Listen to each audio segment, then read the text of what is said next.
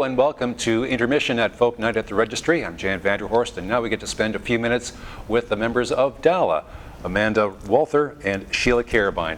Welcome to Kitchener and Folk Night. Nice to see you, Jan. Good to see you too. Now, the two of you have known each other since high school, and you've been making music together since then.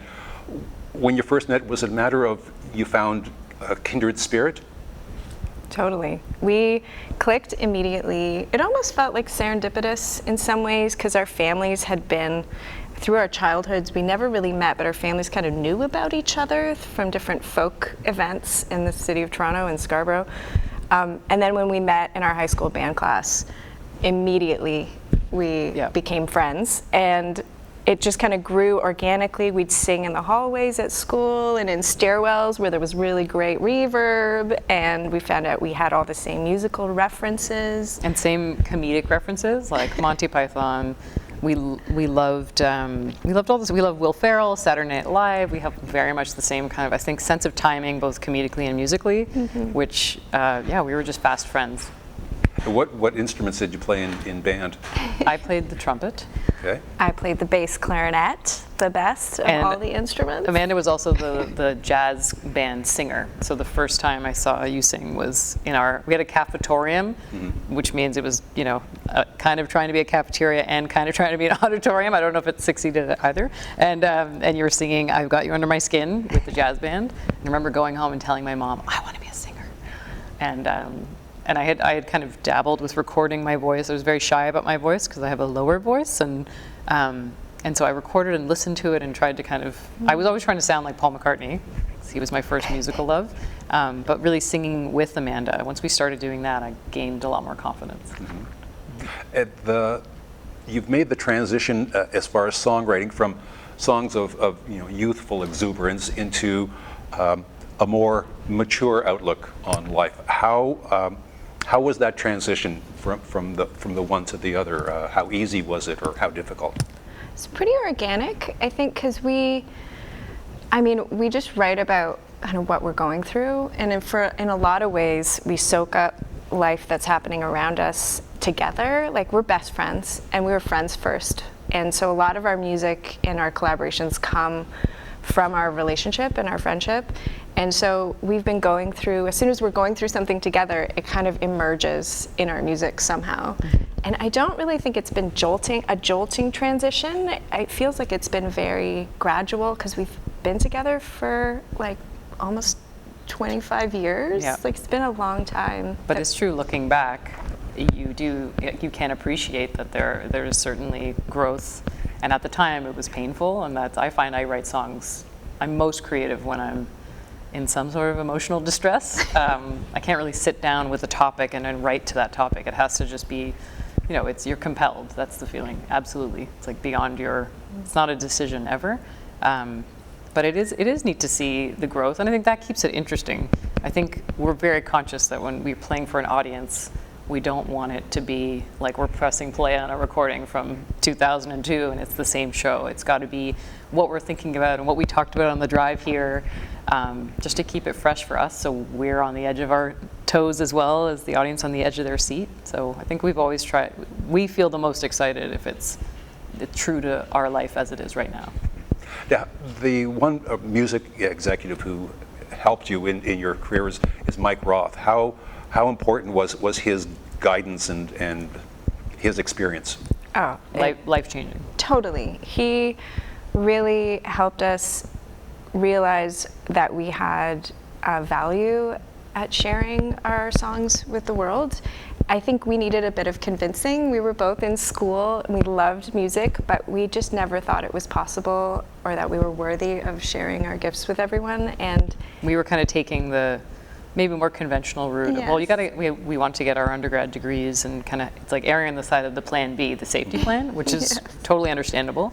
But we met Mike. We were a friend at high school was going to Fanshawe Music College, and one of their classes they were learning how to set up microphones and Mike a kit of drums, or Mike a vocalist. So they needed like guinea pigs to come in and perform. So we went in and we played I think 10 songs, and the teacher Jim LaMarche, he called a friend of his that he'd gone to Fanshawe with, Mike Roth, who happened to be downtown that day, and he was in the CBC building downtown, and he came and listened to a few of our songs, and we had no idea that day would be just, it totally changed the trajectory of our lives, because we started working with him kind of as like an artist development relationship, and you know, he helped us get shows, and we got opening act gigs, we started to play folk festivals, and then just without us even realizing it, we were building a career for ourselves, and we were able to tour full time and make a living doing the thing we loved the most. So it's amazing what you can do when someone believes in you. Oh my gosh. It's like, it changes the game when you have support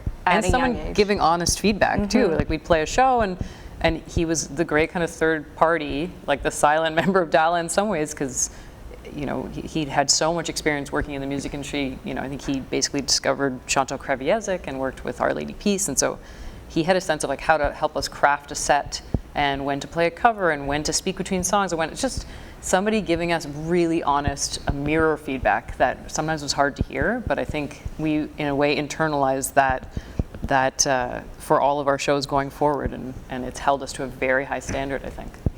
Now, in 2010, you were part of a PBS special. You were the headliners of the special called Girls from the North Country, which featured a lot of other female Canadian performers.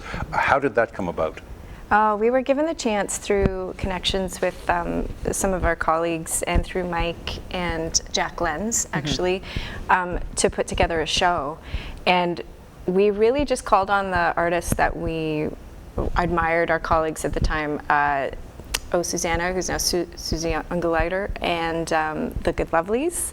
And we said, hey, do you want to come play all our favorite covers from this era that we're all influenced by? And it was a blast. Yeah, it was great. We filmed it in Richmond Hill, and we had one of those like cams that they, you know, one of these like dolly cam. I don't know the terminology, but I'm pretty sure they used it on the set of Jurassic Park, where, you know, it was like on a crane and it was all dramatic, and then it's just been this kind of gift that's kept on giving. Yeah. When we toured in the U.S., so many people had seen the special, and yeah, it was great. And then the album that we released, it was the live album, kind of born of that experience, earned a Juno nomination, which was another thing we were not expecting. So. Now, you've done solo work. Sheila, you released a solo album, and you're in the duo Kennedy Road with Brian McMillan, and Amanda, you are in Dizzy and Faye. It's a jazz duo, and you did the soundtrack to movie Walk With Me, which won some awards. When will we hear some recorded new Dala music? We get that question more and more, because it's been a almost while. like more aggressively from people. Because it's been like 2012 was the last album. It's been a really long time. Yeah, we can't even, when we're on stage, say our most recent album. It's not recent It's anymore. not. That's an inappropriate word. Yeah. Yeah, we have a big anniversary coming up, and we do mostly. Our passion right now is sharing new music live, and that's kind of our favorite thing to do, but we're hoping we'll get a chance to record some of those songs. We have enough of them now to warrant a new album, and we haven't been in the studio together for a long time, so I feel like, I don't know, I feel like we're getting enough not so subtle hints from people. I went to see Amanda and Mark Lalama, the Dizzy and Faye duo. They played a phenomenal show at Hughes Room, the new Hughes Room in Toronto, which we love so dearly. And I was coming up from the ladies' room, and a woman kind of cornered me and was like, great to see you. When's the next album coming? Yeah. So Yeah, it would be nice to have those songs actually, you know, down somewhere. Because right now we do have this collection of new material that only exists in live moments. And tonight here at the Registry, we're playing, I think, 2 brand new songs. No, 3 brand new songs. You have a new song, My Father's Guitar, which I love so much, and I have a couple new ones, so we're looking forward to that. But even in your solo work, you include the other to do backup vocals and that.